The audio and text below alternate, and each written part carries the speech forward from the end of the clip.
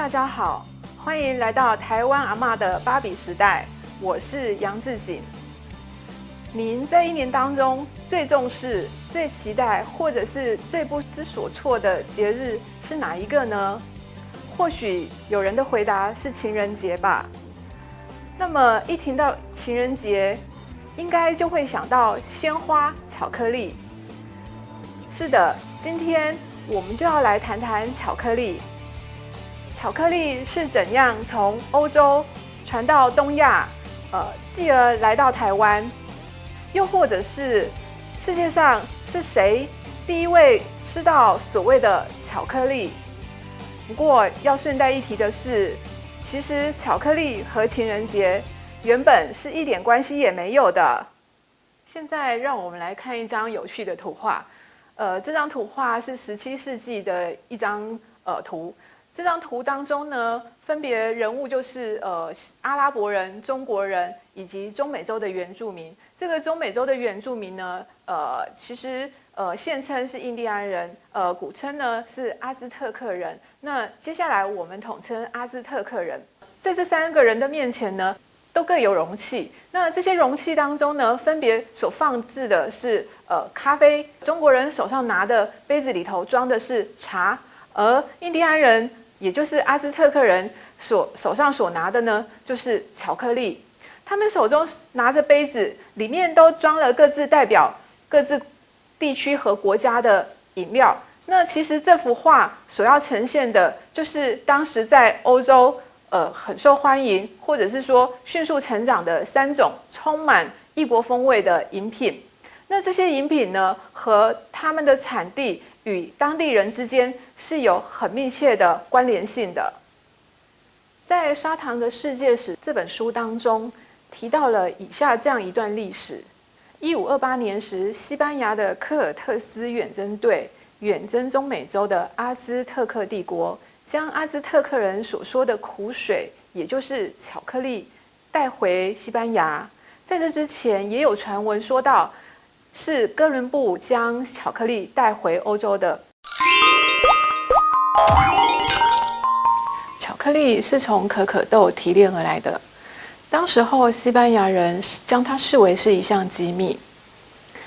最先喝到巧克力的是西班牙国王，据说当时候国王所喝到的是加了糖的可可饮料，而这种可可饮料的口感和风味风靡了整个西班牙王室。巧克力在西方一直要到19世纪才因为工业化生产的关系而普及开来。17世纪时，西班牙人从墨西哥将巧克力带回国时，它是以饮料的方式被食用的。到了1820年代，荷兰的凡科天公司首先取得了粉状巧克力的制作专利，也就是我们今天所说的可可粉。1847年，英国的约瑟夫·傅雷公司制作了可以食用的巧克力，也就是固体巧克力。1875年，瑞士人在巧克力里添加了奶粉之后，做成了牛奶巧克力。这个牛奶巧克力就更接近我们今天所吃到的巧克力了。这种固体巧克力很意外的，在很早的时候就被介绍到日本。1878年时，东京的风月堂便以楚谷林堂的名称开始贩卖巧克力。1899年，日本人森永太一郎从美国学得了技术，回到日本，而设立了森永商店，制造巧克力，获得日本皇室的青睐。接着又在大阪博览会得到了奖项，因此呢，巧克力才真正的在日本普及开来。大正末年到昭和初期，森永开始卖片装巧克力，于是巧克力就开始普及大卖。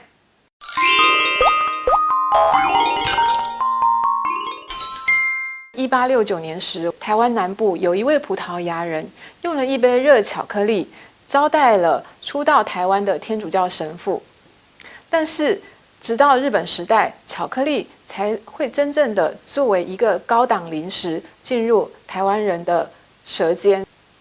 从日本时代的台湾报刊上面可以看到几个关于巧克力作为商品出现在台湾社会的重要时间点的相关记录。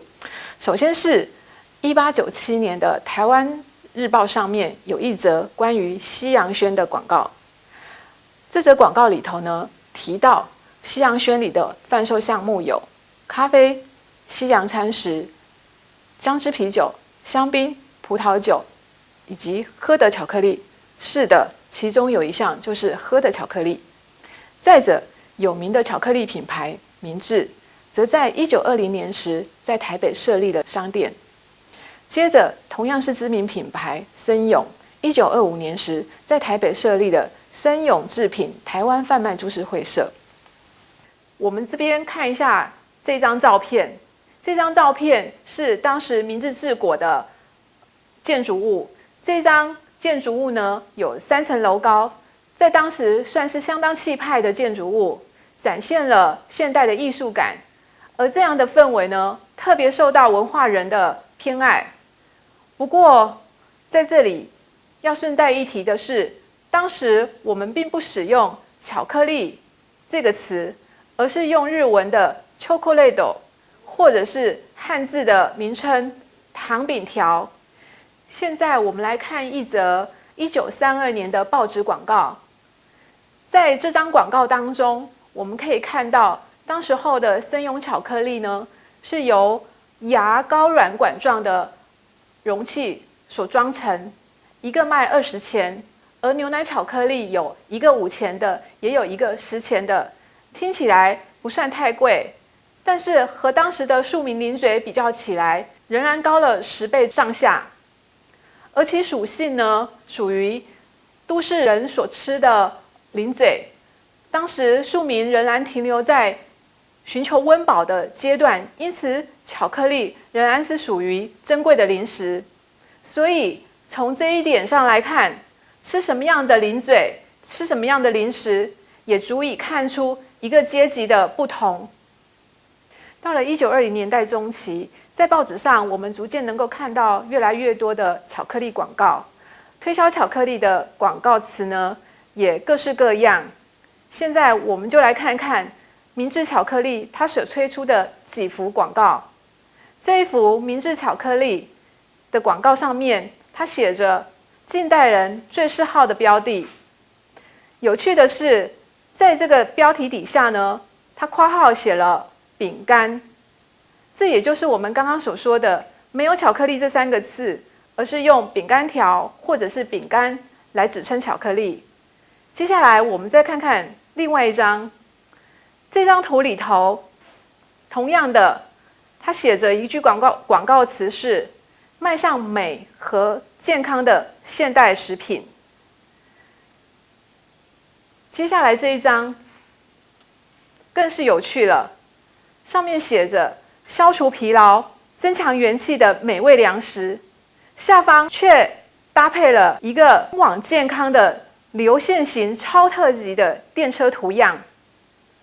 这2个搭配起来，标榜着巧克力的健康、营养，并赋予巧克力一种现代摩登的形象。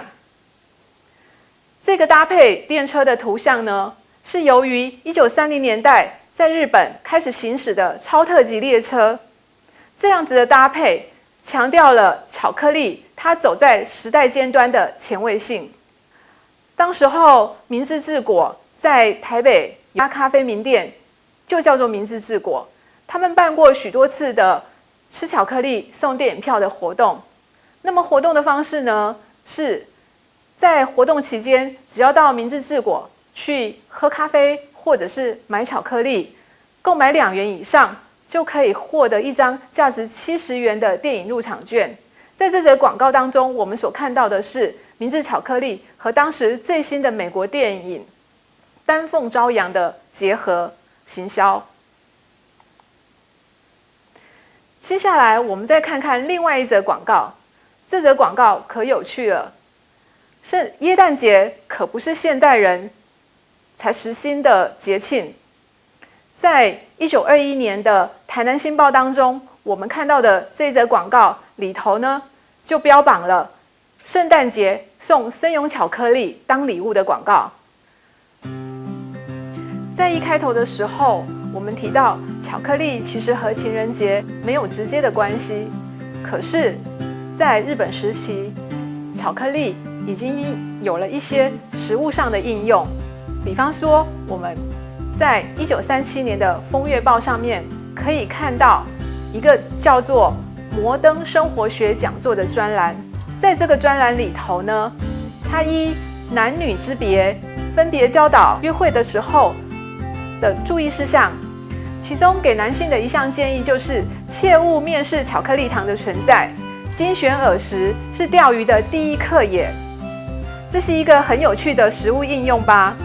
接下来想讲一个有趣的实例。大家都知道，日治时期有所谓的台湾4大家族，其中之一是基隆的严家。基隆严家第2代严德润，就像当时许多的台籍青年一样，经由长辈的介绍，认识适合的结婚对象。当时候，严德润就在叔父的陪同下，经由第3高女的小野正雄校长介绍了一位名为蓝景绵的女士。于是，这2位身世相当的年轻男女就被撮合在一块了。当时候，严德润非常的中意蓝景绵，但是蓝家以女儿尚在求学为理由，婉拒了这门亲事。可是，在严德润这位少爷的紧追不舍之下，一次蓝景绵将与父亲搭船远渡东瀛时，严德润赶到了，并且跳船追赶，在甲板上要蓝景绵的妹妹蓝敏转送一盒巧克力和一束鲜花给蓝景绵。在这样子的追求攻势之下，严德润终于抱得了美人归。尽管今天并非情人节，但是听到这里，您是不是也想买一盒巧克力送给您心爱的人呢？今天我们的巧克力这个单元就到这边告一段落。